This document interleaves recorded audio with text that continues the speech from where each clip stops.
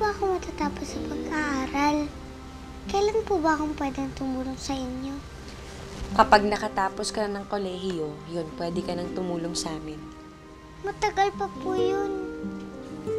Alam mo kasi anak, pag may pinag-aralan ng isang tao, hindi siya lalaking mangmang. Hindi siya basta-basta mag-aapi kasi may dunong siya. Kaya ikaw, kahit na anong mangyari, tatapusin mo ang pag-aaral mo, ha? O sige na, sumulat ka pa ulit ng isang ganito. Gabing-gabi na nakabukas pa rin ang ilaw. Kaya ang laki na binabayaran ko sa kuryente. Pasensya na, Karding. Tinatapos lang naman namin yung...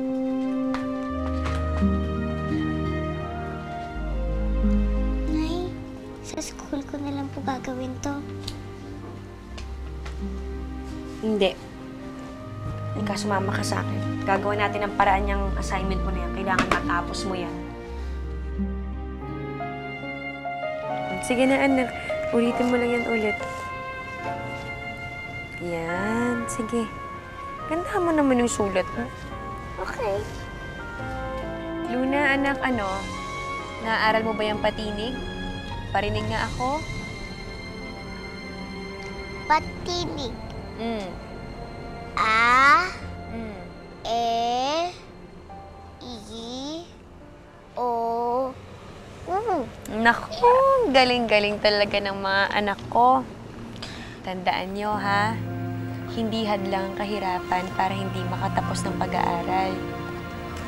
Darating na ng panahon na ang pinag-aralan nyo rin ang hahango sa inyo sa kahirapan. Sige na, aral pa. Basahin mo yan, Luna, ha? Pag di mo alam, tanungin mo ko.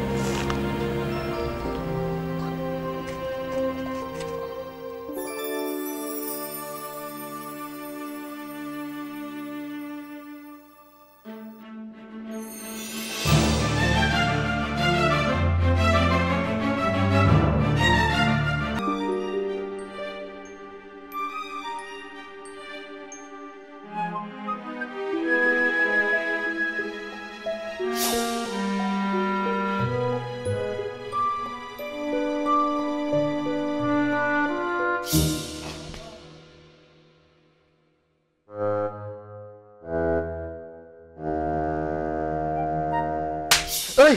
Aray! May sumampal sa akin! Naginip ka lang. Matulog ka na ulit.